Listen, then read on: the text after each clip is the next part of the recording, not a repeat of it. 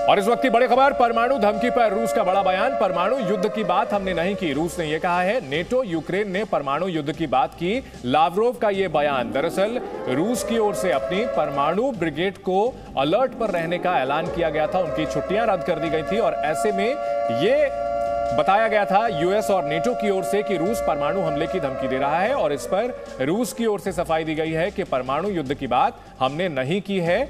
NATO और Ukraine ने परमाणु युद्ध की बात की है। रूस के विदेश मंत्री सर्गेई लावरोव का यह बयान सामने आया है। क्या रूस का यह जो बयान है यह पिछले रुख के उलट है? अब तक जो फर्म स्टैंड पर रुख रूस कायम था, क्या कहीं ना कहीं अब उससे थोड़ा पीछे हटा है? एक और क्या कह रहा है कि हमने परमाणु युद्ध की बात नहीं की, दूसरी ओर यह कह रहा है कि हम बराबरी के दर्जे पर बातचीत करने के लिए तैयार हैं। परमाणु धमकी पर रूस का बड़ा बयान, और यह राहत बड़ा बयान हो सकता है कि परमाणु युद्ध की बात हमने नहीं की, रूस के विदेश मंत्री का यह कहना है। नेटो और यूक्रेन ने परमाणु युद्ध की बात की है, उल्टा आरोप नेटो और यूक्रेन पर लगाया है लावरोव ने।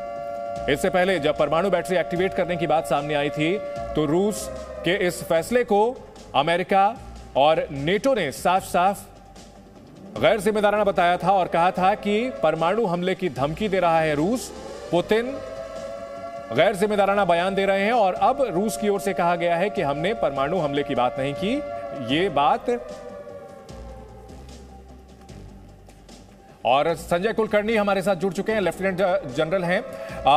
कुलकर्णी साहब, अभी जो है रूस का जो स्टैंड देखने को मिल रहा है, आपको बता दें कि अभी थोड़ी देर पहले यह बयान सामने आया था कि हम जो है बराबरी के आधार पर बातचीत करने के लिए तैयार हैं। परमाणु हमले की बात जो है हमने नहीं की है। नेटो और यूक्रेन ने इस मुद्दे को उठाया है। क्या रूस डिफेंसिव हो रहा है? ऐसे है कि अब जब खार्किव में जिस प्रकार से जबरदस्त फ्लैटन आउट कर दिया है, तो इसके बाद अब जो कीव है उसको उन्होंने घेराबंदी कर रखी है।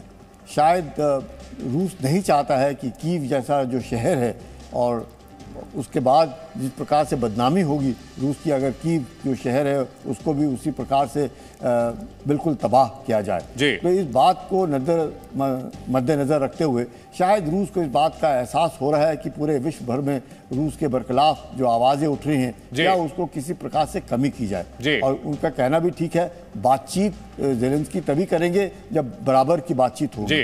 अगर ऊंच नीच में बातचीत नहीं हो सकती है तो लगेगा कि रूस का दबदबा ज्यादा है। ठीक है। Presenting B News app available on Google Play and App Store. Download it now.